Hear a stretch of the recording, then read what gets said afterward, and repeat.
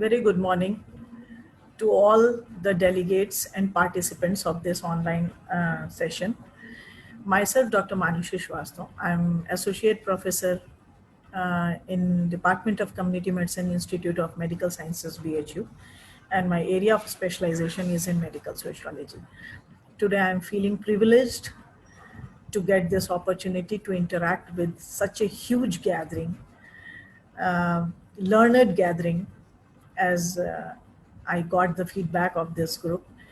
And it's really a new experience for me too, to interact with you all through this online lecture. The topic that is given to me to interact with you all is all about health education, स्वास्थ्य शिक्षा पे मुझे चर्चा करने के लिए आपसे कहा गया है।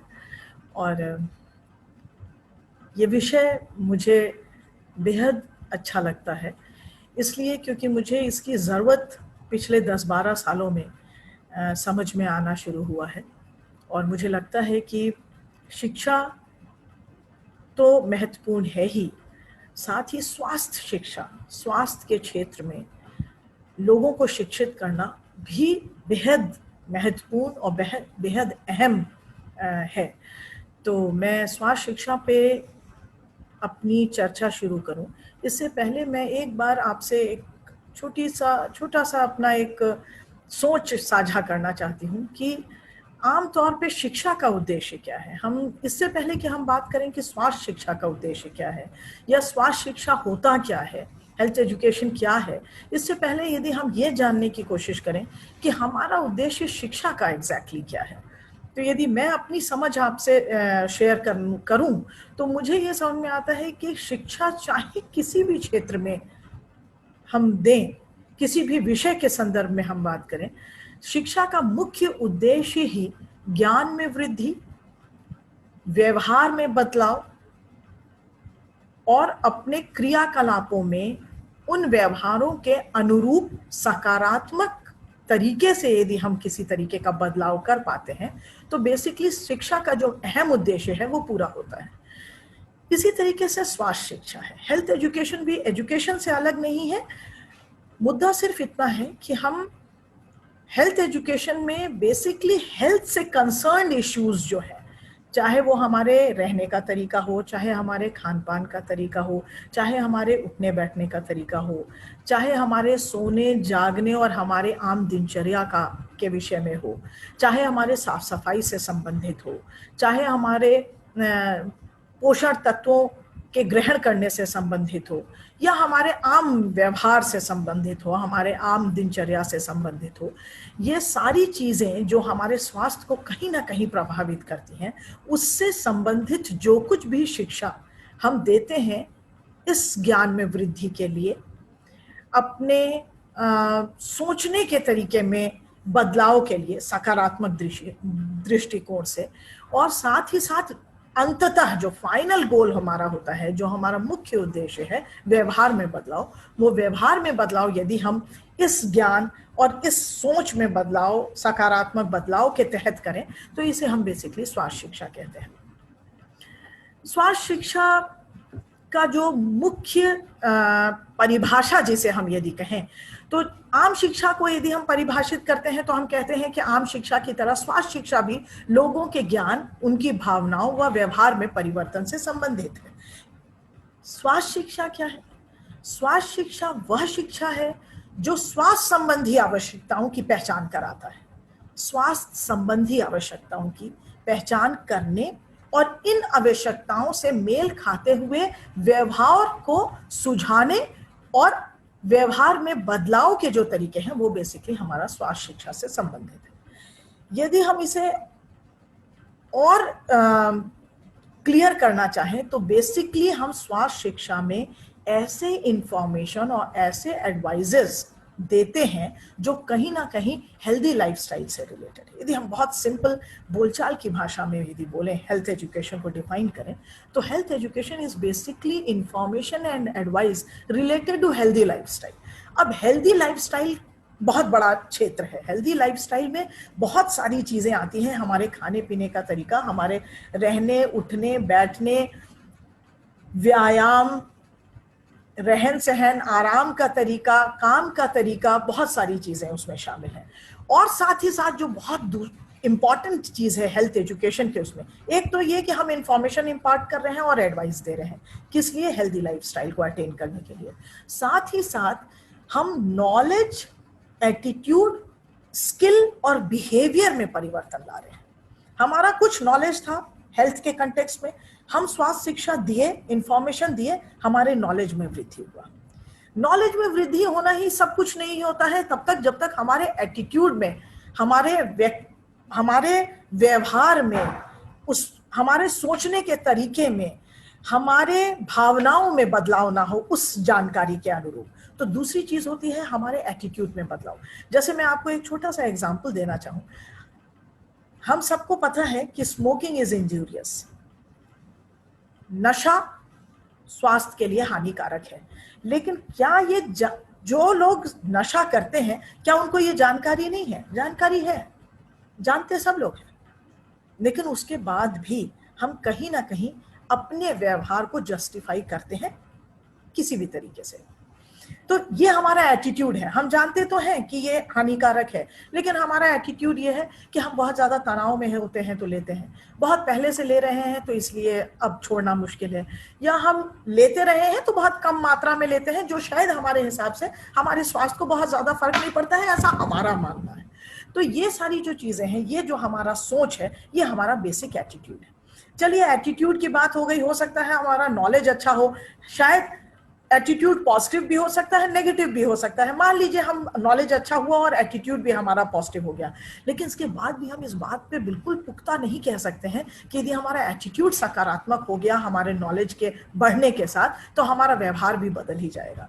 तो हेल्थ एजुकेशन का जो मुख्य उद्देश्य है वो इंफॉर्मेशन और एडवाइस तो देना है ही, साथ ही उस इंफॉर्मेशन, उस एडवाइस के अनुरूप हमारे एटीट्यूड, हमारे स्किल और फाइनली हमारे बिहेवियर में होने वाले चेंजेस को पुख्ता करना, पक्का करना, उसको सकारात्मक दृष्टि से सही करना, या जो होना चाहिए, जो एक्सपेक्टेड बिहेवियर है, उस हिसाब से इंडिविजुअल और कम्युनिटी के व्यवहार में बदलाव हो, इसे हम बेसिकली हेल्थ एजुकेशन कहते हैं। ठीक, यदि हम आगे चलें इसी क्रम में, तो प्रिवेंटिव एंड सोशल मेडिसिन एक एरिया है स्पेसिफिकली जिसको अब कम्युनिटी मेडिसिन के नाम से जाना जाता है, और कम्युनिटी मेडिसिन ही डिपार्टमेंट है हमारा जिसमें मैं आज अभी कार्यरत हूँ।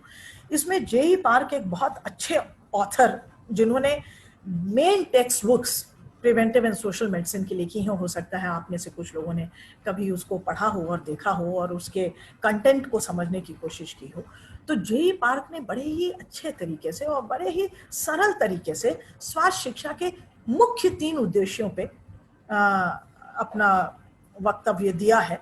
और उन्होंने लिखा है कि जो पहला उद्देश्य होता है हेल्थ एजुकेशन का, उसका उद्देश्य होता है लोगों को जानकारी देना या स्वास्थ्य संबंधी ज्ञान का विकास करना। यदि उसको बहुत शॉर्ट में कहें तो इन्फॉर्मिंग पीपल, लोगों को जागरूक करना, लोगों को इन्फॉर्म करना। इन्फॉर्म किस कंटेक्स्ट में करना? हेल्थ के कंटेक्स्ट में करना। यदि हम इन जनरल इंफॉर्मेशन देते हैं तो वो एजुकेशन है, यदि हम स्वास्थ्य से संबंधित एजुकेशन देते हैं तो उसे हम हेल्थ एजुकेशन ले लेते हैं, कंसीडर करते हैं। तो पहला उद्देश्य है हमारा टू इन्फॉर्म पीपल, लोगों को जागरूक बनाना या जानकारी देना। ठीक, यदि स्वास्थ्य संबंधी जानकारी दे रहे हैं तो वो हेल्थ एजुकेशन है। ठीक, दूसरा उद्देश्य हेल्थ एजुकेशन का यदि हम आपको बताएं तो लोगों को प्रेरित करना।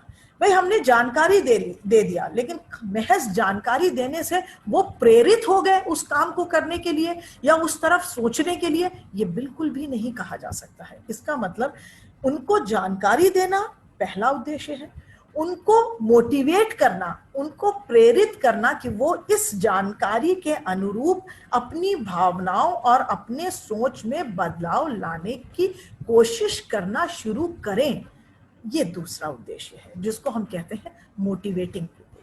ठीक, तीसरा जो उद्देश्य हेल्थ एजुकेशन का है वो है कार्रवाई के लिए दिशा निर्देश देना या वांछित आदतों का विकास करना, यानी गाइडिंग इनटू एक्शन।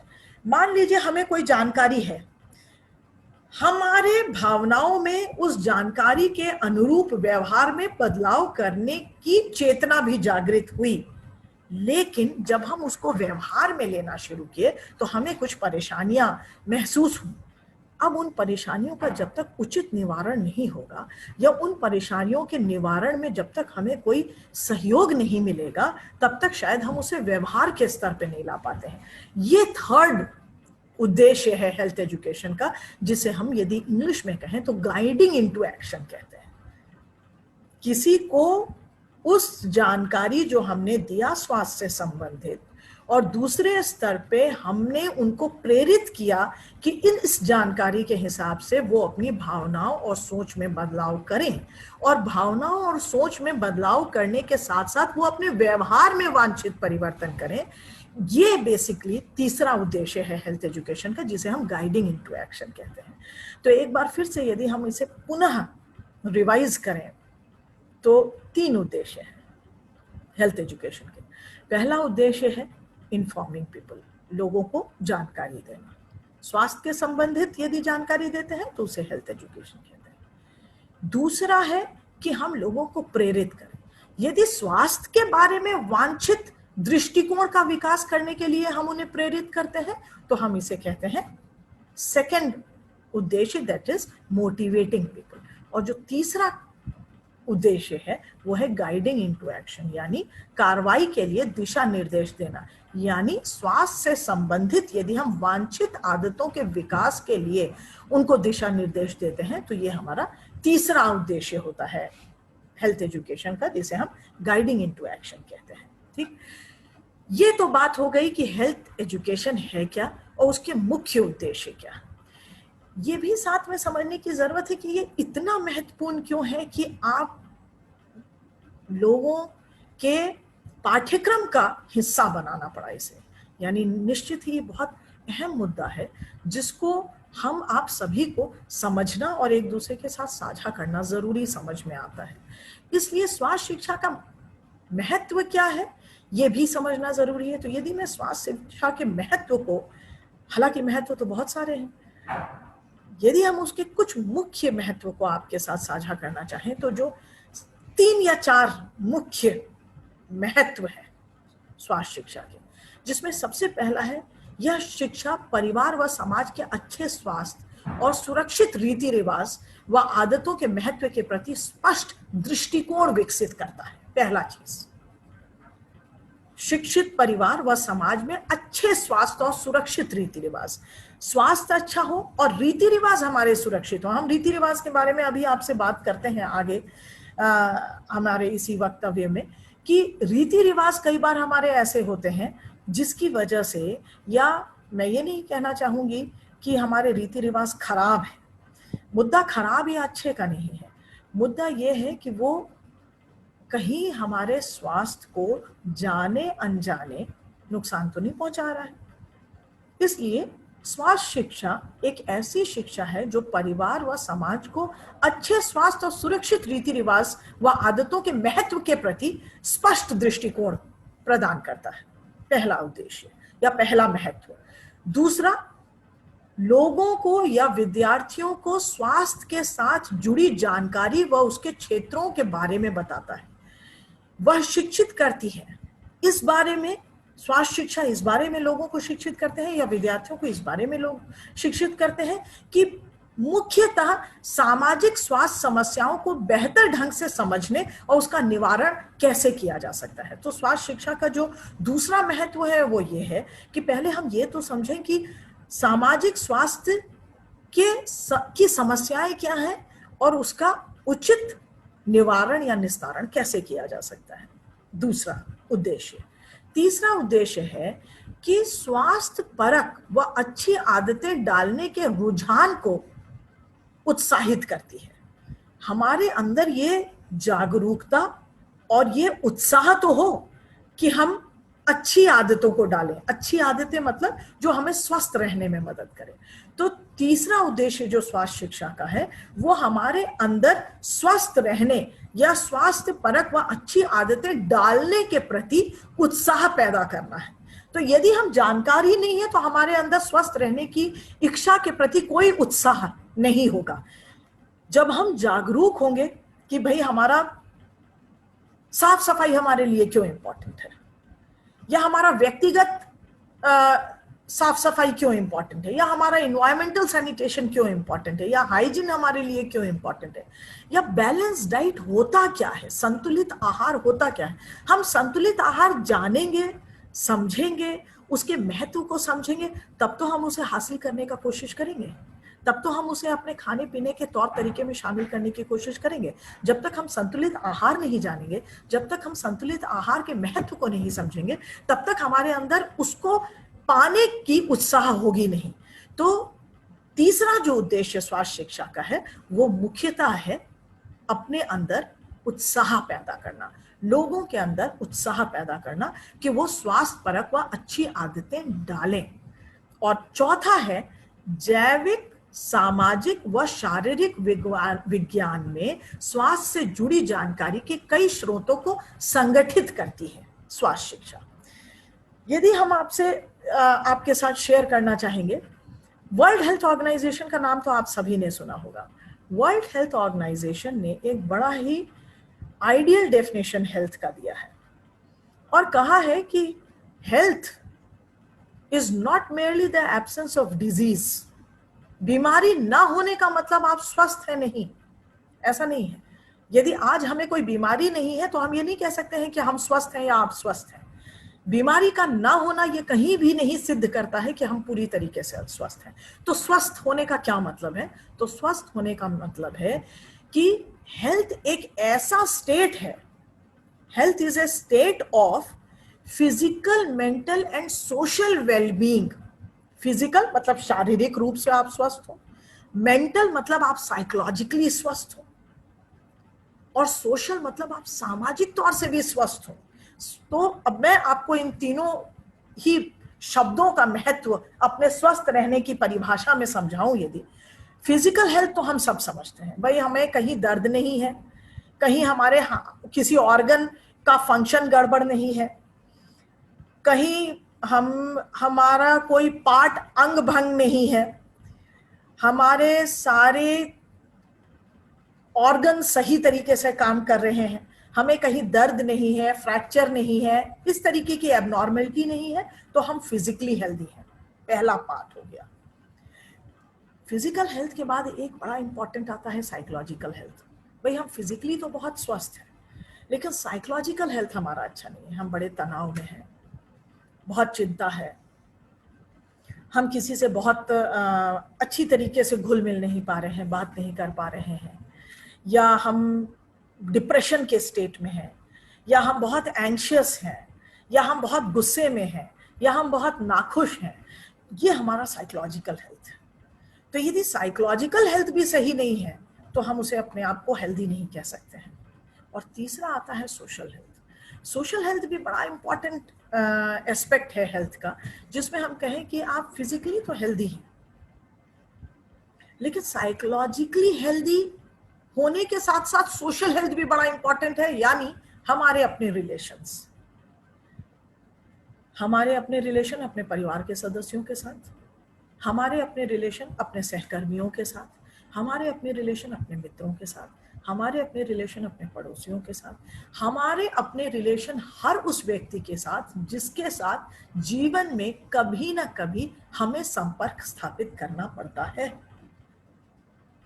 उन सभी के साथ यदि हमारा व्यवहार संतुलित है, यदि हमारे संबंध सही हैं, यदि उनके साथ हम मिलजुल कर काम करने की क्षमता रखते हैं, तो हम कहते हैं कि हमारा सोशल हेल्थ सही है।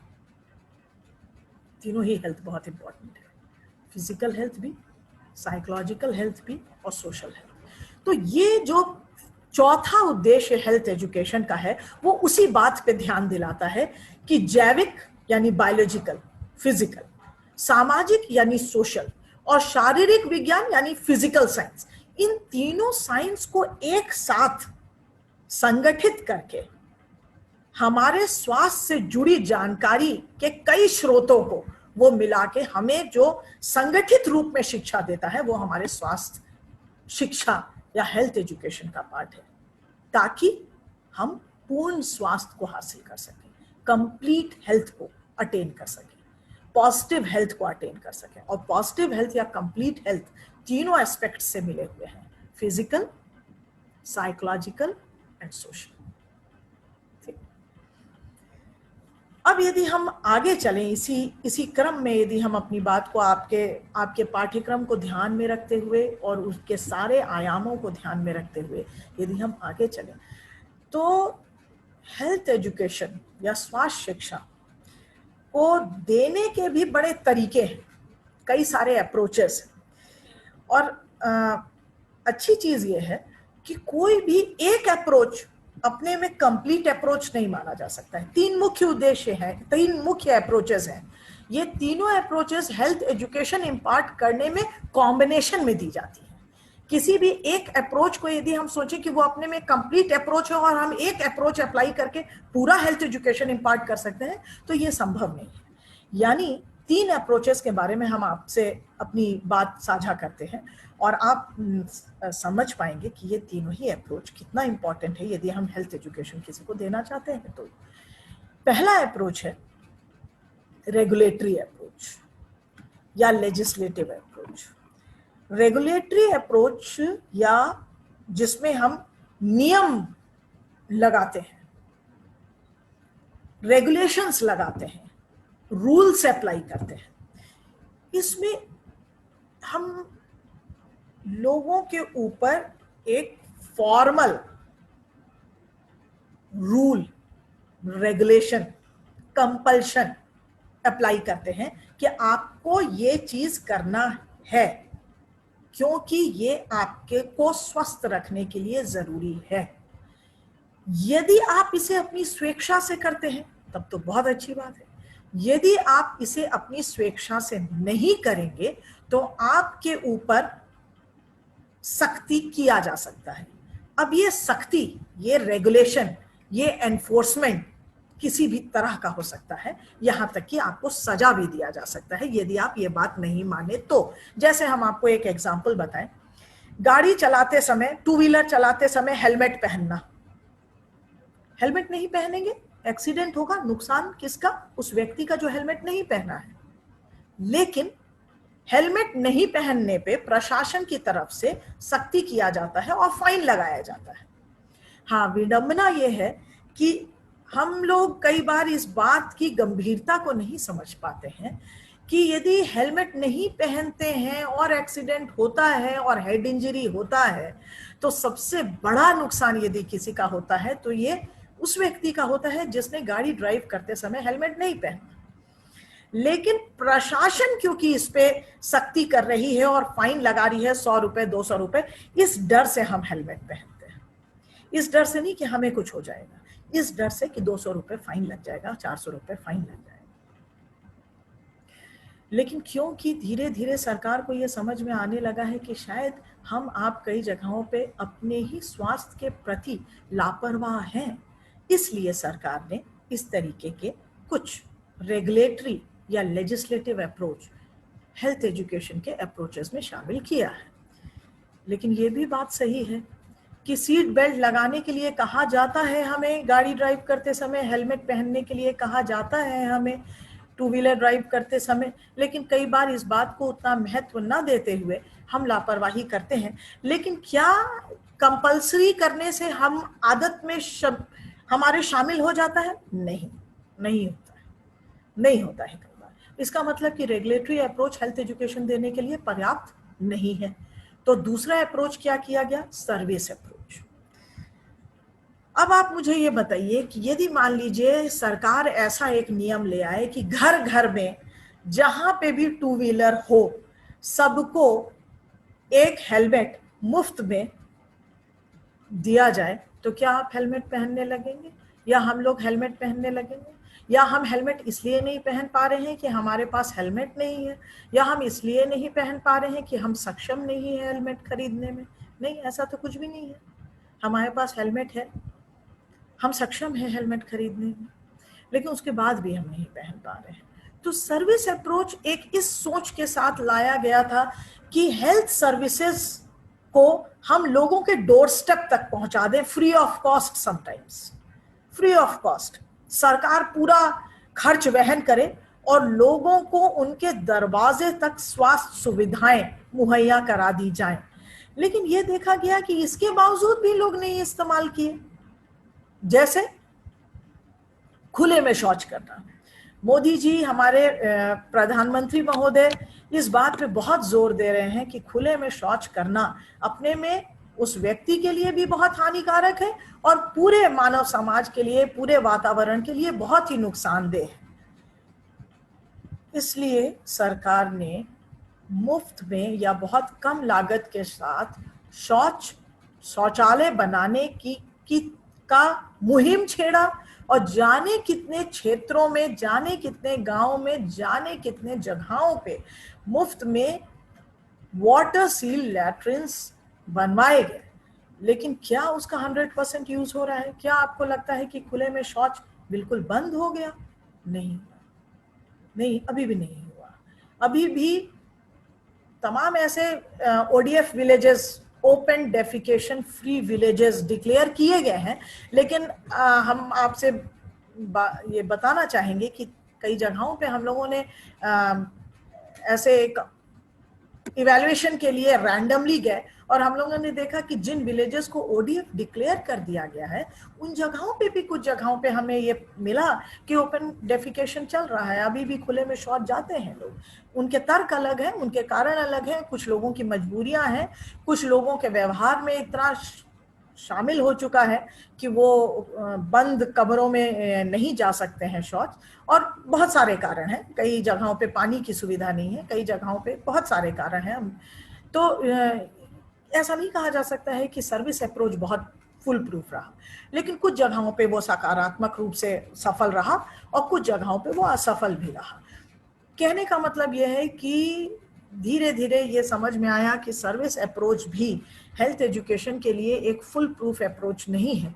कारण उसका ये समझ में आया कि फेल्ट नीड, जब तक हमें किसी चीज की जरूरत बहुत ज्यादा महसूस नहीं होती है, तब तक उस चीज को हम बहुत अच्छी तरीके से इस्तेमाल करने के लिए अपनी मानसिकता तैयार नहीं कर पाते हैं। तो कहने का तात्पर्य ये है कि बिना जरूरत के यदि आप किसी को मुफ्त में भी कोई चीज दे देंगे तो शायद उसको वो 100% इस्तेमाल नहीं करने वाला है। लिहाजा सर्विस अप्रोच भी अपने में फुल प्रूफ अप्रोच नहीं हो पाया हेल्थ एजुकेशन इम्पार्ट करने का। तब तीसरा अप्रोच आया हेल्थ एजुकेशन के लिए, जिसका नाम ही रखा गया हेल्थ एजुकेशन अप्रोच। तो लोगों को स्वास्थ्य के से संबंधित आवश्यक जानकारी देने के कई तरीके निकाले गए, जिसमें पहला रेगुलेटरी अप्रोच था, दूसरा आपका सर्विस अप्रोच था और तीसरा हेल्थ एजुकेशन अप्रोच आया। हेल्थ एजुकेशन अप्रोच का एक बड़ा ही पॉजिटिव इम्पैक्ट देखने को मिला। एक तो ये कि इसमें किसी तरीके की बाध्यता नहीं है, हम आपके ऊपर कोई दबाव नहीं दे रहे हैं, हम आपकी जरूरत को परखे बगैर, समझे बगैर आपको आपके घर के अंदर वो सुविधा भी नहीं डाल दे रहे हैं जो आपके ऊपर कई बार शायद एक अनचाही जरूरत को पूरा करने वाली स्थिति में लाता है आपको, बल्कि हम आपको जागरूक करने की कोशिश करते हैं हेल्थ एजुकेशन के माध्यम से, आप में डिमांड जनरेट करने की कोशिश करते हैं। यदि एक बार व्यक्ति उन चीजों की जरूरत को समझने लगेगा, जिसे हम फेल्ट नीड कहते हैं, यदि उन चीजों की जरूरतों को समझना शुरू करेगा तो शायद वो धीरे धीरे खुद डिमांड करेगा। यदि गांव के सभी लोग अपने आप इस चीज की जरूरत समझें कि हाँ शौचालय की जरूरत है और उनको परेशानी होती है, या ये वो समझने लगे हैं कि यदि खुले में शौच करेंगे तो वो, उनके परिवार के सदस्य, उनके आस पड़ोस और उनके गांव के लोग खतरे में पड़ सकते हैं स्वास्थ्य से संबंधित, तो शायद वो खुद आगे आके बोले कि सरकार को हमें शौचालय बनवा के देना चाहिए या शौचालय बनवाने में हमारा आर्थिक सहयोग करना चाहिए। जिस दिन ये स्थिति आएगी उस दिन वो उन शौचालयों का 100% इस्तेमाल करते। लेकिन ये तब होता जब हम पहले उनको एजुकेट करें, उनके अंदर डिमांड जनरेट करें और फिर उनके डिमांड के तहत उनको सर्विस प्रोवाइड करें या उनको सहयोग दें, चाहे आर्थिक, चाहे किसी और तरीके से। तो हेल्थ एजुकेशन अप्रोच बेसिकली लोगों को प्लान्ड लर्निंग एक्सपीरियंसेस से जागरूक करना है, जो धीरे धीरे होगा, लेकिन जो बदलाव होगा वो परमानेंट होगा। क्यों? क्योंकि लोगों की जानकारी में वृद्धि हुआ, लोगों के सोचने के तरीके में सकारात्मक परिवर्तन हुआ, उनकी भावनाओं में परिवर्तन हुआ, तब उनके व्यवहार में परिवर्तन होने जा रहा है। तो हेल्थ एजुकेशन का जो मुख्य उद्देश्य है उसको ध्यान में रख के ये तीनों अप्रोचेस के कॉम्बिनेशन में अब हम चलते हैं। अब जो हमारा स्ट्रैटेजी है वो इन तीनों अप्रोचेस का कॉम्बिनेशन स्ट्रैटेजी है। हम रेगुलेटरी अप्रोच, जहां जरूरत होता है वहां रेगुलेटरी अप्रोच लगाते हैं, जहां जरूरत होता है वहां सर्विस अप्रोच लगाते हैं, जहां जरूरत होता है वहां हेल्थ एजुकेशन अप्रोच लगाते हैं, और कई बार जरूरत होता है तो हम तीनों का कॉम्बिनेशन अप्रोच लगाते हैं। तो कहने का मतलब यह है कि हेल्थ एजुकेशन इंपार्ट करने के लिए जो अप्रोचेस बताए गए हैं वो कॉम्बिनेशन अप्रोचेस बताए गए हैं। अब हम आगे चलते हैं। आपके पाठ्यक्रम में एक और अहम मुद्दा हमें चर्चा के लिए दिया गया, जिसमें है स्वास्थ्य को प्रभावित करने वाले कारक क्या है। तो स्वास्थ्य को प्रभावित करने वाले कारक तो बहुत हैं, इसका यदि लिस्ट मैं आपसे साझा करने चलूं तो बहुत लंबा लिस्ट है, लेकिन कुछ मुख्य चीजें हम आपके साथ साझा करना चाहेंगे। जो सबसे पहला और महत्वपूर्ण चीज है जो आप सब समझते होंगे, बायोलॉजिकल फैक्टर। हम कई बार कहते हैं डायबिटीज तो हमारे परिवार में था इसलिए हमारे में आया, हाइपरटेंशन तो हमारे दादा के परिवार में था, हमारे दादा दादी के तरफ था तो इसलिए आया। तो ये बायोलॉजिकल फैक्टर्स या जेनेटिक फैक्टर्स पहला फैक्टर है जो स्वास्थ्य को प्रभावित करता है, लेकिन यही एक फैक्टर नहीं है। तो दूसरा फैक्टर जो बहुत इंपॉर्टेंट फैक्टर है, बिहेवियरल फैक्टर, हमारा अपना व्यवहार। नशा करने का आदत बिहेवियरल फैक्टर है, पीढ़ी दर पीढ़ी नहीं चला आ रहा है। यदि किसी को थ्रोट कैंसर होता है या किसी को लंग कैंसर होता है तो इसमें हमारा व्यवहार ज्यादा इंपॉर्टेंट होता है या हमारे बिहेवियरल फैक्टर्स ज्यादा इंपॉर्टेंट होते हैं और रादर एनी अदर फैक्टर। कोई भी दूसरा फैक्टर उतना प्रभावी नहीं है जितना बिहेवियरल फैक्टर्स है। तो इस तरीके से साफ सफाई से संबंधित हमारा व्यवहार, खान पान से संबंधित हमारा व्यवहार, रहन सहन से संबंधित हमारा व्यवहार, हमारे आम दिनचर्या से संबंधित हमारा व्यवहार, तो हमारे बिहेवियरल फैक्टर्स बहुत इंपॉर्टेंट रोल प्ले करता है हमारे हेल्थ के कंटेक्स्ट में। तो हमारा हेल्थ जो सेकेंड लेवल पे प्रभावित होता है वो होता है बिहेवियरल फैक्टर्स की वजह से। तीसरा फैक्टर जो बहुत अहम फैक्टर है वो है इन्वायरमेंटल फैक्टर। हमारा अपना आसपास का वातावरण कैसा है। हमारा यदि आसपास का वातावरण शुद्ध है, पर्याप्त हवा है, रोशनी है, धूप है, साफ सुथरा है, गंदगी नहीं है, पानी शुद्ध है, भोजन शुद्ध है, हमारा इन्वायरमेंट यदि साफ है, शुद्ध है, तो वो हमारे स्वास्थ्य को सकारात्मक रूप से प्रभावित करेगा। यदि हमारा एनवायरनमेंट साफ शुद्ध नहीं है तो वो हमारे स्वास्थ्य को नकारात्मक रूप से प्रभावित करेगा। ये तीसरा फैक्टर है। चौथा बड़ा इंपॉर्टेंट फैक्टर है socio cultural and economic factor. कई बार हमारे कल्चरल फैक्टर्स, कई बार हमारे सोशल फैक्टर्स ऐसे होते हैं या कई बार हमारे इकोनॉमिक फैक्टर्स ऐसे होते हैं जो कहीं ना कहीं हमारे स्वास्थ्य को प्रभावित करता है। अब यदि हम तीनों का कुछ एग्जाम्पल आपको देना चाहें तो सोशल फैक्टर्स में आप देखें तो कुछ ऐसे फैक्टर्स होते हैं जैसे हमारे अपने समाज में कुछ ऐसी मानसिकताएं हैं जो सोशल फैक्टर्स जो अफेक्ट करते हैं हेल्थ को, जैसे व्रत रखना। महिलाएं व्रत रखती हैं, ठीक है, व्रत रखना खराब नहीं है, लेकिन लगातार व्रत रखना, निर्जल व्रत रखना, 24 घंटे 48 घंटे कंटिन्यूअसली व्रत रखना, फास्टिंग, हेल्थ को इफेक्ट करता है। आपकी मान्यताएं खराब नहीं है, हमारी संस्कृति बुरी नहीं है, लेकिन सोच समझ के विचार करके संतुलित तरीके से यदि हम अपने सोशल सामाजिक मान्यताओं को ग्रहण करें तो हमारे स्वास्थ्य को असर नहीं करेगा।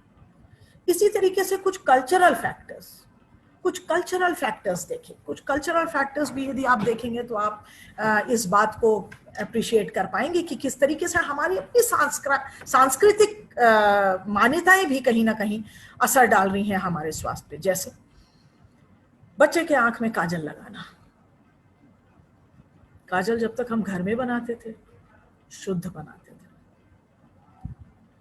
अब हम बाहर से काजल खरीद के लाते हैं। वो कैसे बना हुआ है, किन केमिकल्स का यूज किया गया है, क्या चीजें उसमें डाली हुई हैं, हमें कुछ पता नहीं है। और हम बच्चे के आंख में उसको लगा रहे हैं, और जन्म से लगा रहे हैं, बचपन से लगा रहे हैं, बर्थ से लगा रहे हैं। कई जगहों पे ये कहीं ना कहीं बच्चे के आंख को नुकसान कर जाता है। हमेशा नहीं, लेकिन कर सकता है, क्योंकि केमिकल्स मिले हुए हैं, प्योर नहीं है वो। तो इस तरीके के कल्चरल फैक्टर्स भी हमारे हेल्थ को अफेक्ट करते हैं। ठीक, इसी तरीके से कल्चरल फैक्टर्स में आप देखेंगे कि हमारी, अब तो खैर बहुत लोग जागरूक हो गए हैं। आप देखिए, पहले खीस, या जिसे हम कैलेस्ट्रम कहते हैं, बच्चे के जन्म लेने के साथ जो गाढ़ा पीला दूध होता है, उसको मुख्य रूप से यदि आप मेडिकल साइंसेस के लैंग्वेज में कहें तो उसे हम पहला वैक्सीनेशन, पहला नेचुरल वैक्सीन मानते हैं। और हमारी जो कल्चरल प्रैक्टिसेस थे उसमें उस खीस को, गाढ़ा पीले दूध को निकाल के फेंक दिया जाता था, और 3 दिन बाद जो दूध आना शुरू होता था माँ के स्तन से, वही दूध दिया जाता था बच्चे को। जबकि वो जो 3 दिन का जो गाढ़ा पीला दूध, जिसे कोलेस्ट्रम या खीस कहा जाता है, वो बेहद इंपॉर्टेंट होता है, और उसमें बहुत सारी बीमारियों से लड़ने की क्षमता होती है। और ये ईश्वरीय देन है, ईश्वर ने दिया है। बीमारियों से बचने के लिए एक नेचुरल वैक्सीन दिया है भगवान ने, उसी को निकाल के फेंक दिया जाता था। ये मान्यताएं, ये कल्चरल प्रैक्टिसेस हमारे यहाँ आज नहीं, बहुत सालों से चला आ रहा है। हालांकि अब धीरे धीरे लोगों में जानकारी बढ़ रही है, लोग जागरूक हो रहे हैं, और धीरे धीरे ये इस तरीके के कल्चरल प्रैक्टिसेस कम होने लगे हैं। लेकिन इस तरीके के कल्चरल प्रैक्टिसेस हेल्थ को बहुत इफेक्ट करते रहे। इसी तरीके से इकोनॉमिक फैक्टर्स, हमारी परचेजिंग कैपेसिटी बहुत इंपॉर्टेंट है। यदि हम परचेज करने की कैपेसिटी रखते हैं तो शायद हम अच्छा स्वास्थ्य, अच्छा भोजन, साफ सफाई, स्वच्छता, अच्छा रहन सहन, अच्छा वातावरण, बहुत सारी चीज़ों को हासिल कर सकते हैं, बहुत सारी चीज़ें ले सकते हैं। तो हमारे इकोनॉमिक फैक्टर्स भी हमारे हेल्थ को अफेक्ट करते हैं। तो यदि हम यदि सक्षम हैं, हमारी परचेजिंग कैपेसिटी अच्छी है, हम अपने लिए अच्छा भोजन परचेज कर सकते हैं, हम अपने लिए अच्छा वातावरण की व्यवस्था कर सकते हैं, तो ये सारी चीज़ें भी महत्वपूर्ण है ताकि हम स्वस्थ रह सकें। नेक्स्ट है, और बहुत इंपॉर्टेंट है, आप सभी समझ रहे हैं, या हम लोग अभी जो बात कर रहे हैं सुबह इस वक्तव्य में, इसमें हमने कहा शिक्षा। यदि कोई शिक्षित है तो उसके जागरूक और जानकार होने के चांसेस भी ज्यादा रहेंगे। ऐसा नहीं है कि जो अशिक्षित है वो जागरूक नहीं होता है या जानकार नहीं होता है। जो अशिक्षित है वो भी कई बार बहुत जागरूक और जानकार होते हैं, लेकिन जो शिक्षित होते हैं उनके जागरूक और जानकार होने के चांसेस ज्यादा होते हैं। इसलिए एजुकेशन भी कहीं ना कहीं हमारे स्वास्थ्य को प्रभावित करता है। इसके बाद आता है हमारा हेल्थ सिस्टम, हमारी स्वास्थ्य व्यवस्था कैसी है। यदि हमारी स्वास्थ्य व्यवस्था अच्छी है, डॉक्टर्स हैं, पर्याप्त हैं, निपुण हैं, स्किलफुल हैं, योग्य हैं, पढ़े लिखे हैं, अच्छी जानकारी रखते हैं, सर्टिफाइड हैं, स्वास्थ्य से संबंधित रिसोर्सेज हैं, स्वास्थ्य केंद्र हैं, गांव-गांव में हैं, सिस्टर्स हैं, नर्सेज हैं, दवाएं हैं, इंजेक्शन हैं, यदि ये सारी चीजें हैं तो हमारा हेल्थ सिस्टम अच्छा है। यदि हेल्थ सिस्टम अच्छा है तो यदि कोई व्यक्ति परेशानी में पड़ेगा तो हेल्थ सिस्टम क्योंकि अच्छा है तो अपने आप उसका स्वास्थ्य को गड़बड़ी हुई भी तो आसानी से उसको रिस्टोर किया जा सकेगा, जल्दी से उसको ठीक किया जा सकेगा और उसको उसकी यथास्थिति में वापस लाया जा सकेगा। लेकिन यदि हमारी हेल्थ सिस्टम ही अच्छा नहीं है तो व्यक्ति यदि बीमार पड़ता है तो उसके ठीक होने की संभावना कम होती जाती है। नेक्स्ट है हमारा साइंस कितना डेवलप्ड है, कितना विकसित है, कितना एडवांस है, हम बीमारियों को जल्दी पहचानने और उसका निवारण करने में कितने योग्य हैं, हमारी टेक्नोलॉजी कितनी एडवांस है, इंफॉर्मेशन सिस्टम हमारा कितना अच्छा है, और हमारा कम्युनिकेशन सिस्टम कितना अच्छा है। तो हमारा science and technology and information and communication system, ये भी हमारे स्वास्थ्य को प्रभावित करता है। और जो सबसे इम्पॉर्टेंट और लास्ट फैक्टर, इम्पॉर्टेंट तो सब है, लेकिन जो इम्पॉर्टेंट के क्रम में एक और बहुत इम्पॉर्टेंट कड़ी है, वो है age and gender of the population. यदि हमारे कंट्री के पॉपुलेशन का एज कंपोजिशन या जेंडर कंपोजिशन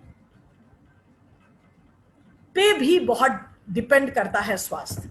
जैसे यदि मान लीजिए ज्यादातर हमारा population dependent population, geriatric population, senior citizen, तो ये तो बहुत स्वाभाविक सी चीज है कि जैसे जैसे एज बढ़ता है वैसे वैसे स्वास्थ्य समस्याएं बढ़ती जाती हैं, तो वो हमारे स्वास्थ्य पे असर पड़ेगा यदि एज कंपोजिशन हमारा हायर एज ज्यादा है तो। इसी तरीके से जेंडर, कुछ समस्याएं महिलाओं में ज्यादा होती है या देखी जाती है स्वास्थ्य से संबंधित, और कुछ स्वास्थ्य से संबंधित समस्याएं पुरुषों में देखी जाती हैं। क्योंकि child birth is related to females, तो कुछ बर्थ से रिलेटेड कॉम्प्लिकेशंस भी फीमेल्स में ज्यादा देखे जाते हैं। कहने का मतलब ये है कि यदि हमारा कंपोजिशन पॉपुलेशन का एज और जेंडर के कंटेक्स्ट में कैसा है, इस पे भी डिपेंड करता है हमारे अपने कंट्री का स्वास्थ्य या हमारे अपने इंडिविजुअल का स्वास्थ्य। ठीक है, तो ये कुछ ऐसे मुख्य कारक हैं जो हमारे स्वास्थ्य को कहीं ना कहीं प्रभावित करते हैं। हम एक बार फिर से इसको दोहराना चाहेंगे, क्या क्या मुद्दे हैं जो हमारे स्वास्थ्य को प्रभावित करते हैं। तो उसमें पहला है बायोलॉजिकल फैक्टर्स, जैविक कारक, दूसरा है बिहेवियरल फैक्टर्स, व्यवहार परक कारक, तीसरा है एनवायरमेंटल, प्राकृतिक, सोशल, कल्चरल एंड इकोनॉमिक, सामाजिक, सांस्कृतिक और इकोनॉमिक यानी हमारी आर्थिक कारक। उसके बाद एजुकेशन, शिक्षा, शिक्षा का स्तर, ये भी बहुत महत्वपूर्ण कारक है। हेल्थ सिस्टम, स्वास्थ्य की व्यवस्था कैसी है, हमारा साइंस, विज्ञान, हमारी टेक्नोलॉजी, हमारी प्रौद्योगिकी व्यवस्था, हमारा इंफॉर्मेशन और हमारा कम्युनिकेशन, संचार की व्यवस्था कैसी है, और हमारा एज और जेंडर कंपोजिशन कैसा है। तो इन सारे ही कारक हमारे स्वास्थ्य को कहीं ना कहीं प्रभावित करते हैं। ठीक, नेक्स्ट यदि हम चले तो बच्चों के स्वास्थ्य संबंधी समस्याओं के बारे में एक छोटा सा चर्चा का विषय रखा हुआ है आपके पाठ्यक्रम में। तो यदि हम कई ऐसे रिसर्च हमने देखे जिसमें हमने देखा कि 80 to 85% बच्चों में 80% तक प्रॉब्लम कॉमनली जो होता है वो cough, cold and ear infection या तो होता है, डायरिया एंड वॉमिटिंग होता है, और एलर्जीज होता है। तो कफ कोल्ड बहुत कॉमन है, बच्चे अपना ख्याल खुद नहीं रख सकते हैं, मौसम में चेंज होता है, सीजनल वेरिएशन के चलते सर्दी खांसी बहुत आम बात है। सर्दी खांसी होता है क्योंकि बच्चे खुद अपना ख्याल नहीं रख सकते हैं, नाक साफ नहीं कर पाते हैं, अपने को सुरक्षित नहीं कर पाते हैं, इसलिए कई बार ईयर इन्फेक्शन हो जाता है, साइनोसाइटिस हो जाता है। तो ये कुछ बहुत कॉमन चीजें हैं। तो कफ, कोल्ड और उससे जुड़ा हुआ ईयर इन्फेक्शन पहला। दूसरा, डायरिया एंड वॉमिटिंग। डायरिया और वॉमिटिंग का मुख्य कारण क्या है? इंडाइजेशन। इंडाइजेशन कई तरीके से हो सकता है, हाइजीन कॉम्प्रोमाइज है, पर्सनल हाइजीन कॉम्प्रोमाइज है, किसी तरीके का फूड पॉइजनिंग हो गया, किसी तरीके का न पचने योग्य भोजन बच्चे के को मिल गया या बच्चा खा लिया, तो ये, या और फिर मौसम का बदलाव। तो डायरिया और वॉमिटिंग ये दूसरा most commonest health related problem है बच्चों में। और तीसरा है एलर्जी। एलर्जी भी बच्चों में कई बार बहुत कॉमन होता है, और एलर्जी के कारण भी बहुत होते हैं। कई बार किसी खाने के पदार्थ से हो जाता है, कई बार किसी कपड़े से हो जाता है, कई बार पॉलन से हो जाता है। मौसम बदलता है और किसी पेड़ से, कीड़े मकोड़े से, कहीं किसी सीड से, बीज से, कई बार वातावरण से, कई बार मौसम से एलर्जी होती है, कई बार धूल से, कई बार धूप से। तो इस तरीके के एलर्जीज भी कई बार बड़े कॉमन होते हैं बच्चों में। तो यदि बच्चों में देखा जाए तो जो कॉमनेस्ट 80 to 85% प्रॉब्लम कवर करता है वो cough cold ear infection, diarrhoea and vomiting, पेट झड़ना या पेट खराब होना, और वॉमिटिंग, उल्टी, तो उल्टी दस्त बहुत कॉमन है बच्चों में, और तीसरा है एलर्जी। तो ये कॉमनेस्ट प्रॉब्लम है जो बच्चों में देखा गया है। इसके अलावा जो इन्फेक्शंस होते हैं, कई बार ब्रोंकाइटिस या चिकन पॉक्स या हेड लीस, बाल में जुएं हो जाना, मिजल्स काफ़ी कॉमन है, वायरल फीवर्स हो जाते हैं, यूरिनरी ट्रैक इन्फेक्शन कई बार हो जाता है बच्चों को, क्योंकि बच्चे साफ सफाई नहीं रख पाते हैं। तो वो अपने गुप्तांगों को क्योंकि उचित तरीके से क्लीन नहीं कर पाते हैं, इसलिए कई बार यूरिनरी ट्रैक इन्फेक्शन बच्चों में बहुत कॉमन होता है। इसी तरीके से आप वर्म इन्फेक्शन बहुत कॉमन होता है, खाली पैर चलते हैं कई बार, तो जो हुकवर्म इन्फेस्टेशन होता है वो भी बच्चों में कई बार बहुत कॉमन होता है, और जिसकी वजह से बच्चे वेट गेन नहीं कर पाते हैं, खाना खाते हैं लेकिन उनके शरीर को लगता नहीं है, और वो दुबले रहते हैं इसलिए उनका इम्यूनिटी कॉम्प्रोमाइज होता है, और यदि उनका इम्यूनिटी कॉम्प्रोमाइज होता है तो उसकी वजह से वो कई बार कई बीमारियों के शिकार हो जाते हैं। तो ये कुछ चीज़ें हैं जो बच्चों के स्वास्थ्य से संबंधित हैं, जिस पे थोड़ा सा हमें चर्चा करना था, जो शायद मुझे लगता है आप लोग को भी जानकारी होगा, लेकिन फिर भी यदि एक बार फिर से इस पे ध्यान दिया जाए तो अच्छा है। इसके साथ ही एक और विषय जोड़ा गया है कि यदि ये समस्याएं बच्चों के स्वास्थ्य से संबंधित हैं तो उसके मॉनिटरिंग की कुछ व्यवस्था बनाई जानी चाहिए। कुछ ऐसी व्यवस्था होनी चाहिए जिससे हम समय समय पे इस बात को टेस्ट करते रहें, बच्चे के स्वास्थ्य को, और मॉनिटर करते रहें, देखते रहें, समझते रहें कि बच्चे का स्वास्थ्य कहीं गड़बड़ा तो नहीं रहा है। तो बच्चे का स्वास्थ्य गड़बड़ तो नहीं हो रहा है, ये जानने के लिए बड़े ही कंक्रीट इंडिकेटर्स हैं, कुछ बहुत ही इंपॉर्टेंट इंडिकेटर्स हैं यदि आप देखें तो उसमें जो सबसे इंपॉर्टेंट चीज होता है वो वेट गेन और वेट लॉस। ये बात हमारे मेडिकल साइंसेस की किताबों में बहुत कंक्रीट लिखा हुआ है कि उम्र के साथ, हाइट के साथ एक स्पेसिफिक वेट गेन होना चाहिए, और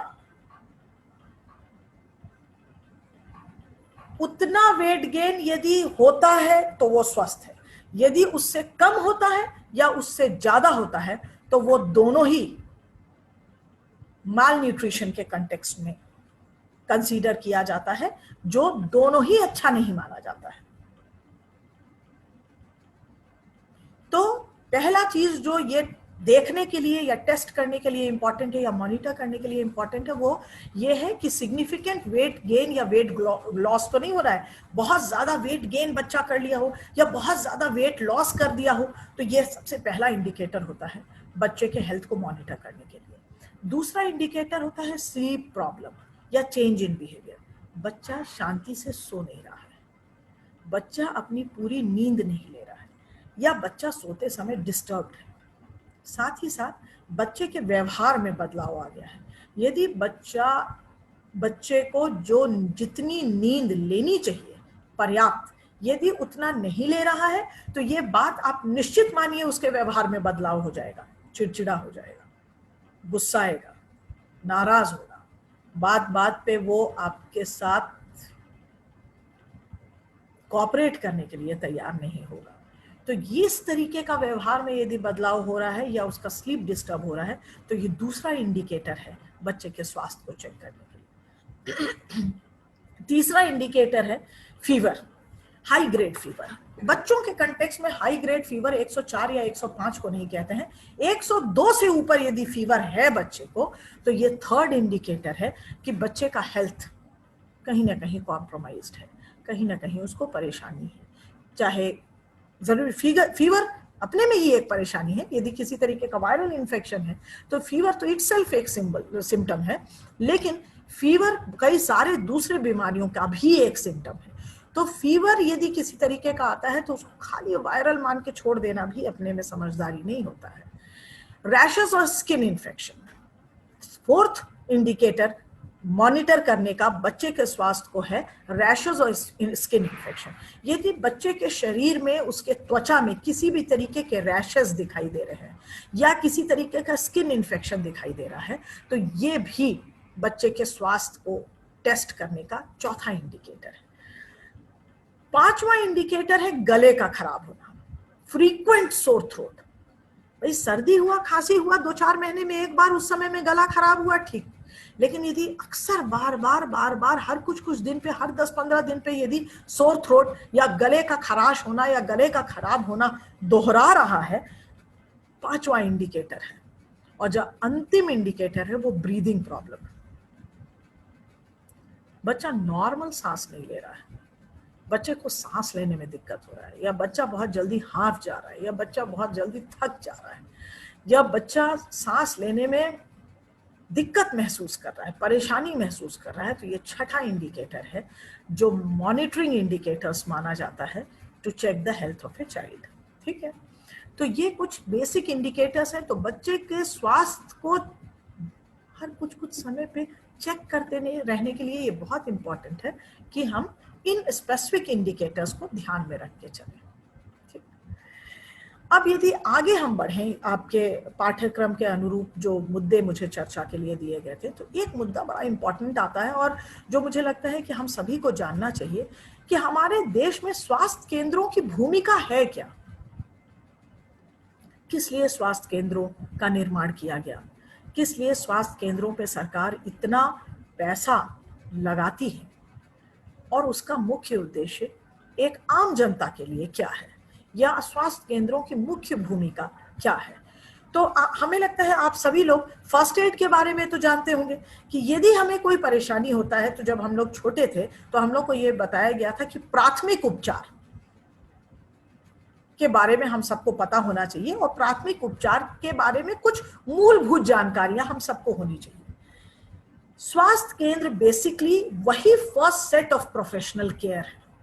यदि कोई परेशानी हुई तो एक प्रोफेशनल केयर डॉक्टर के तरफ से स्वास्थ्य केंद्रों के द्वारा यदि व्यक्ति को सबसे पहले मुहैया कराया जाता है तो वो कहाँ पे कराया जाता है, वो है स्वास्थ्य केंद्र। तो स्वास्थ्य केंद्र का जो सबसे अहम भूमिका है वो क्या है, आपको एक प्रोफेशनल मेडिकल केयर प्रोवाइड करना, फर्स्ट हैंड, जैसे ही जरूरत पड़े सबसे पहले स्वास्थ्य केंद्रों में जाके यदि वहां से आपको प्रोफेशनल डॉक्टर्स के द्वारा केयर मिलता है तो ये हमारा पहला भूमिका है स्वास्थ्य केंद्रों का। ठीक, दूसरा है continuity of care and comprehensive care.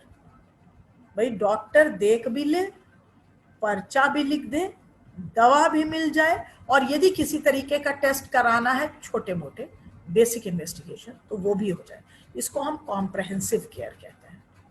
एक ही जगह पे समुचित देखभाल, ये कॉम्प्रहेंसिव केयर है।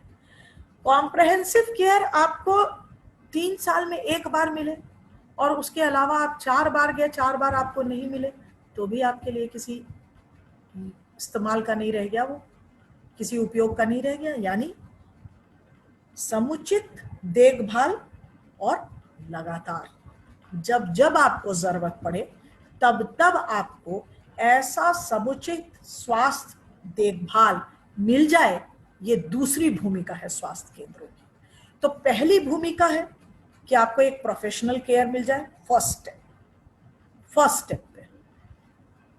दूसरा है इस तरीके का प्रोफेशनल कॉम्प्रहेंसिव केयर आपको कंटिन्यूअसली मिलता है।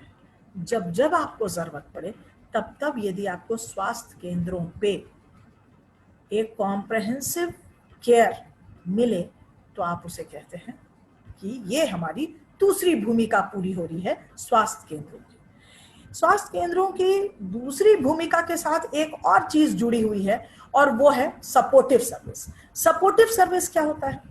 यदि आप किसी प्राइवेट हॉस्पिटल में जाएंगे तो आप अपनी परेशानियां, अपने सिम्टम डॉक्टर को बताएंगे, डॉक्टर एक डायग्नोसिस बनाएगा, उन सिम्टम्स के बेसिस पे लाइन ऑफ ट्रीटमेंट डिसाइड करेगा और आपको दवा दे देगा।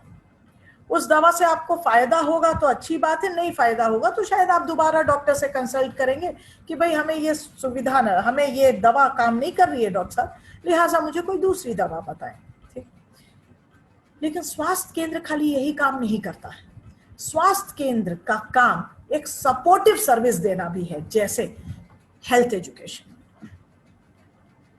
आपको स्वास्थ्य के लिए जागरूक बनाना, तो स्वास्थ्य केंद्रों में अलग अलग दिनों पे कुछ ना कुछ कार्यक्रम होता रहता है और उन स्वास्थ्य केंद्रों पे आम जनता को भी इनवाइट किया जाता है। जैसे वर्ल्ड हेल्थ डे 7 अप्रैल होता है, तो जितने स्वास्थ्य केंद्र हैं सरकार की तरफ से एक ऑर्डर जारी किया जाता है और कहा जाता है कि भाई आप वर्ल्ड हेल्थ डे को सेलिब्रेट करिए, अपने आसपास के लोगों को बुलाइए और उनसे कुछ स्वास्थ्य से संबंधित जानकारियों के विषय में चर्चा करिए, बातचीत करिए, उनको बताइए, उनको ये बताएं कि आपके यहाँ क्या क्या सुविधाएं हैं और आप किन किन परेशानियों का निवारण उनका कर सकते हैं।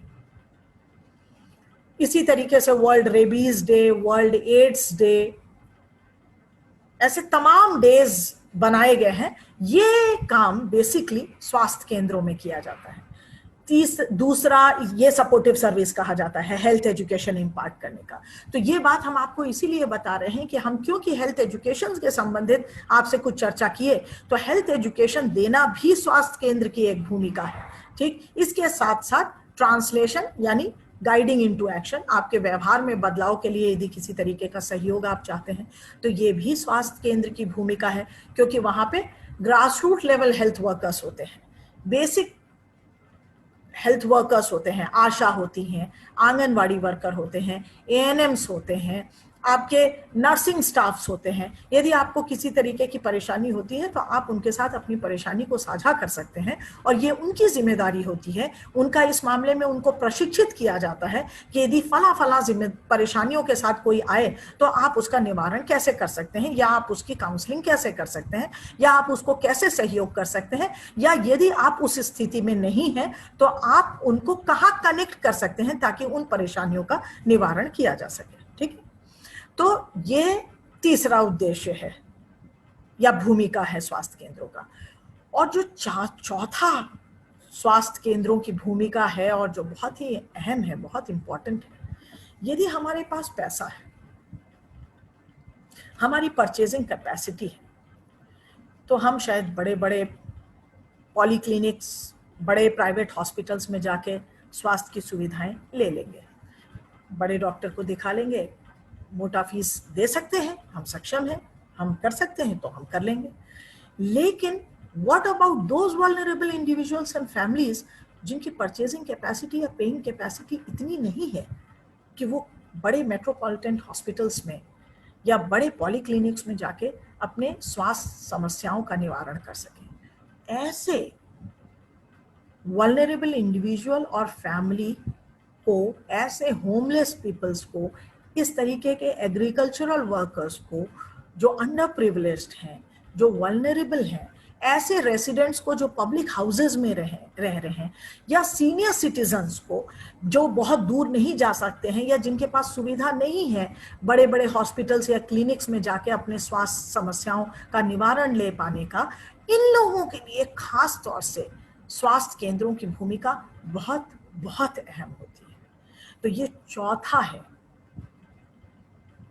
भूमिका स्वास्थ्य केंद्रों का, जो बेसिकली एड्रेस करता है वल्नरेबल पॉपुलेशन, ऐसे पॉपुलेशन को जो सुविधाओं से वंचित होते हैं, जिनकी पेइंग कैपेसिटी या परचेजिंग कैपेसिटी बहुत नहीं होती है।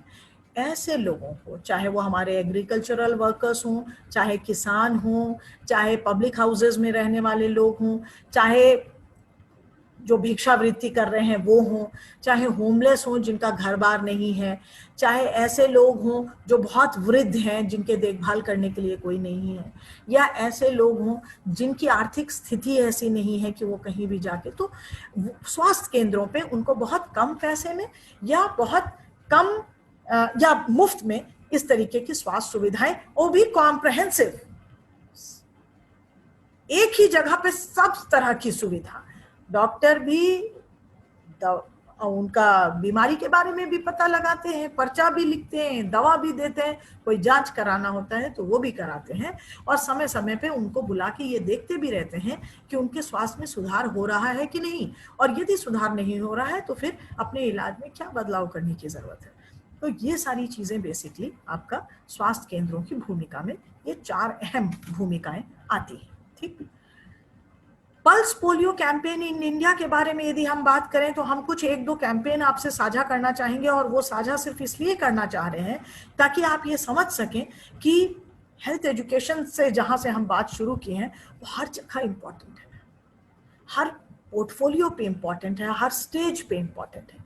पल्स पोलियो कैंपेन ऐसे तो एक इम्यूनाइजेशन प्रोग्राम था, इम्यूनाइजेशन प्रोग्राम मतलब आप समझते होंगे टीकाकरण का प्रोग्राम था, जिसमें बेसिकली हम वैक्सीन नहीं देते हैं, हम कोई इंजेक्शन नहीं लगाते हैं, लेकिन हम बच्चे को इम्यूनाइज कर देते हैं ताकि उसको पोलियो ना होने पाए।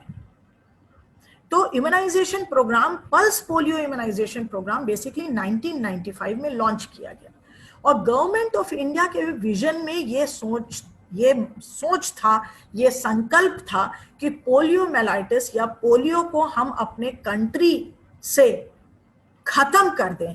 और ये खत्म कैसे हो सकता था? यदि 5 साल से कम उम्र के बच्चों को वैक्सीनेट कर दिया जाए पोलियो के लिए, जितने भी बच्चे हैं।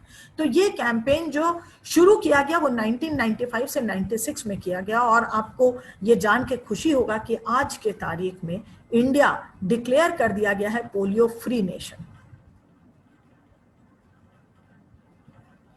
तो ये चीज कैसे संभव हुई? तीनों अप्रोचेस से संभव हुई। तीनों अप्रोचेस नहीं कहना चाहिए शायद, यदि हम कहें तो सर्विस अप्रोच, आपको पता है कि पोलियो बूथ्स लगाए जाते हैं। पोलियो का दिन जिस दिन है पोलियो के दवा पिलाने का, उस दिन तो बूथ पे आप जाके दवा पिला सकते थे, और जब पोलियो का बूथ का दिन खत्म हो गया बूथ पे दवा पिलाने का, तो घर घर जाके हेल्थ केयर वर्कर्स जो हैं वो बच्चे को पूछते थे कि आपके घर में कितने बच्चे हैं छोटे 5 साल से, और उनको वो जीवन के 2 बूंद पोलियो के पिलाते थे ताकि बच्चा पोलियो से इम्यूनाइज हो जाए। आज के तारीख में वो सर्विस अप्रोच है, और ये हेल्थ एजुकेशन अप्रोच था, जिसमें पहले से ही ये बताया जाता था कि पल्स पोलियो का दिन ये आने वाला है, इस फला तारीख को आप फला जगहों पे बूथ लगेगा, आप अपने बच्चे को जो आपके घर में 5 साल से कम उम्र के हैं उनको लेके आए और जीवन के 2 बूंद पल्स पोलियो से बचाने के लिए अपने बच्चे को दें। अच्छी चीज ये हुई कि पॉलिटिकल वेटेज मिला इस प्रोग्राम को, और क्योंकि पॉलिटिकल वेटेज इस प्रोग्राम को मिला पल्स पोलियो के, और पॉलिटिकल अटेंशन मिला इस प्रोग्राम को, और बहुत सरकार ने सहयोग किया हर तरीके से, हर जगह पे स्टेट की रिस्पॉन्सिबिलिटी होती है हेल्थ, वी ऑल नो कि health is a responsibility of state, लेकिन सेंट्रल ने हर जगह से हर तरीके से मदद किया स्टेट को पोलियो को पूरी तरीके से खत्म करने के लिए, और इसी का नतीजा है कि आज हमारी country polio free nation declare कर दिया गया। ठीक, इसी तरीके से यदि एक दूसरा प्रोग्राम हम आपसे साझा करें, ये भी बड़ा एम्बिशियस प्रोग्राम था गवर्नमेंट का और है, that is AIDS control programme in India. AIDS control programme के लिए भी एक प्रोग्राम स्पेसिफिकली लॉन्च किया गया 1992 में, जिसका नाम दिया गया national AIDS control programme NACP, जो 1992 में इंप्लीमेंट किया गया, और इसको भी एक कॉम्प्रहेंसिव प्रोग्राम की तरह इंप्लीमेंट किया गया। कॉम्प्रहेंसिव मतलब प्रिवेंशन एंड कंट्रोल। तो प्रिवेंशन और कंट्रोल, यदि हम आपके साथ इसके कंसेप्ट साझा करें तो प्रिवेंशन का मतलब होता है बीमारी होने से पहले बचाव करना, और कंट्रोल का मतलब होता है यदि बीमारी हो गया तो अब उसका निवारण या निस्तारण कैसे करें। तो बेसिकली हम नेशनल एड्स कंट्रोल प्रोग्राम में इन दोनों आयामों को साथ में लेके चलते हैं, जिसे हम कॉम्प्रहेंसिव प्रोग्राम कहते हैं, prevention as well as control. यदि हम इसके कुछ कंपोनेंट्स के बारे में आपसे चर्चा करें तो इसके कुछ बड़े इंपॉर्टेंट कंपोनेंट्स थे, जिसमें सबसे पहला कंपोनेंट आप फिर से एडमायर करेंगे कि हेल्थ एजुकेशन कितना इंपॉर्टेंट एस्पेक्ट है जिसपे हमें बात करना बेहद जरूरी था, अवेयरनेस प्रोग्राम। तो प्रिवेंशन सर्विसेज जो NACP में चलाया गया, नेशनल एड्स कंट्रोल प्रोग्राम में चलाया गया, उसमें पहली चीज थी अवेयरनेस जनरेट करना, लोगों को जागरूक करना कि ये बीमारी है क्या, होती कैसे है और फैलती कैसे है, ताकि लोगों के वहम खत्म हो जाए, लोगों की जानकारी में जो कमी था वो दूर हो जाए, लोगों के अंदर जो बीमारी को लेके स्टिग्मा था वो खत्म हो जाए। यदि किसी को एड्स है तो उसके साथ बैठने से, चाय पीने से, नाश्ता करने से, उसका तौलिया और कपड़ा इस्तेमाल करने से हमें एड्स हो जाएगा, ऐसा नहीं है। ये बात समझना जरूरी था और ये बात समझाना जरूरी था, इसलिए अवेयरनेस जनरेशन का प्रोग्राम सबसे पहले प्रिवेंशन सर्विसेज का मूल मंत्र था NACP में। दूसरा था कॉन्डोम प्रमोशन। कॉन्डोम प्रमोशन भी एक इंपॉर्टेंट एस्पेक्ट था, इसलिए कि यदि किसी तरीके का इंटरैक्शन हो, चाहे अनचाहे, तो कम से कम आप कॉन्डोम से प्रिवेंट कर सकते हैं, both male as well as female condoms. तीसरा था prevention of parent to child transmission. माँ बाप से, माँ से खासतौर से बच्चे को एड्स ना ट्रांसफर हो सके, इसके लिए प्रिवेंशन लेना, पहले से सावधानी लेना। तो ये भी बड़ा इंपॉर्टेंट एस्पेक्ट था NACP में, तीसरा पॉइंट था जो प्रिवेंशन सर्विसेज में आया। चौथा था integrated counselling and testing services. Counselling भी बड़ी इंपॉर्टेंट थी और टेस्टिंग भी बहुत इंपॉर्टेंट था। लोग टेस्ट नहीं कराना चाहते थे, अभी भी कंट्री में ये स्थिति है हमारे यहाँ कि लोग टेस्ट करा भी लेते हैं तो दवा नहीं लेते हैं, और यदि टेस्ट करा लेते हैं, पॉजिटिव आता है तो वो डिक्लेयर नहीं करने के लिए तैयार होते हैं।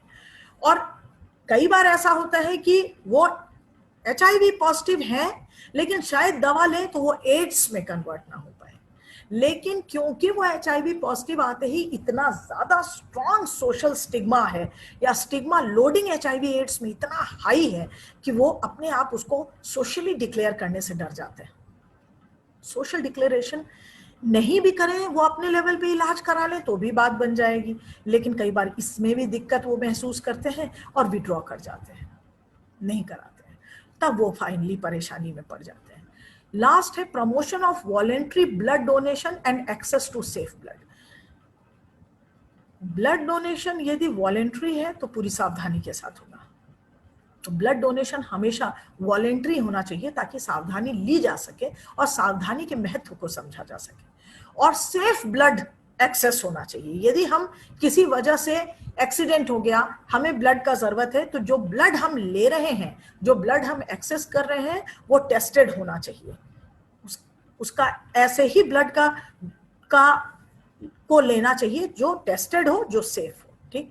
तो ये प्रिवेंशन सर्विसेज है। और दूसरा जो कॉम्प्रहेंसिव केयर था वो सपोर्ट एंड ट्रीटमेंट सर्विसेज के लिए था, कि यदि पॉजिटिव होते हैं HIV तो वो अपने आप को डिक्लेयर करें, और डिक्लेयर करने के बाद उनका इमीडिएट ट्रीटमेंट शुरू हो जाए ताकि एड्स में कन्वर्ट ना होने पाए। तो ये बहुत सारी चीजें थी जो NACP में, नेशनल एड्स कंट्रोल प्रोग्राम, जो 1992 में शुरू किया गया, लॉन्च किया गया, और आप देखेंगे कि इसमें भी जो पहली शुरुआत की गई वो बेसिकली अवेयरनेस जनरेशन से की गई। तो बड़ा इंपॉर्टेंट एस्पेक्ट था इस चीज में भी। तो मैं आपको यही कहना चाहूंगी, अपने पूरे वक्तव्य के दौरान मैं आपसे कई मुद्दों पे चर्चा की। मैं आपको ये बताई कि स्वास्थ्य शिक्षा क्या होता है, स्वास्थ्य शिक्षा के उद्देश्य क्या होते हैं, उसका महत्व क्या है, क्या अप्रोचेस हैं, किन तरीकों से हम स्वास्थ्य से संबंधित शिक्षा को जन जन तक पहुंचा पाएंगे।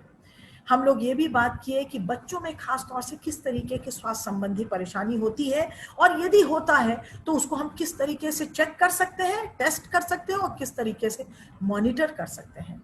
हम आपसे ये भी बात किए कि हमारे स्वास्थ्य केंद्रों की भूमिका क्या है, और वो भूमिकाएं हमारा जानना क्यों इम्पोर्टेंट है, और हमने आपसे एक दो प्रोग्राम के भी बारे में चर्चा की है हम आपसे कि भाई जैसे पल्स पोलियो प्रोग्राम बड़ा ही एम्बिशियस और बहुत ही पॉलिटिकल अटेंशन का प्रोग्राम था, इसलिए हम खास तौर से आपसे पल्स पोलियो प्रोग्राम और नेशनल एड्स कंट्रोल प्रोग्राम के बारे में चर्चा की।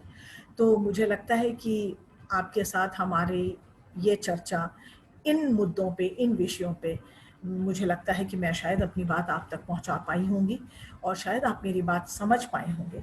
जो लोग मुझे ध्यान से सुन रहे होंगे वो शायद, मुझे लगता है कि मेरी चर्चा से लाभान्वित हुए होंगे। और मैं एक बार फिर से आप सभी का धन्यवाद देना चाहूँगी कि आप सभी लोग इस कार्यक्रम से जुड़े हैं और अपना बहुमूल्य समय निकाल के हमारे इस इंटरैक्शन में हिस्सेदारी किए, हमारी बात को ध्यान से सुने, अपना समय दिए और मैं समझती हूँ कि आपको इससे फ़ायदा हुआ होगा। मैं एक बार पुनः आपको धन्यवाद देती हूँ और अब आपसे अनुमति लूँगी कि मैं इस लेक्चर को, अपने इस वक्तव्य को यहीं विराम देना चाहती हूँ। तो मैं एक बार फिर से आपको धन्यवाद कहती हूँ और एक बार आप इन बातों पे फिर से दोबारा गौर करिएगा और ध्यान से सोचिएगा, तो मुझे लगता है कि आपका रिवीजन भी होगा और शायद आप इनको बेहतर तरीके से अपने आत्मसात भी कर पाएंगे। आपका बहुत बहुत धन्यवाद।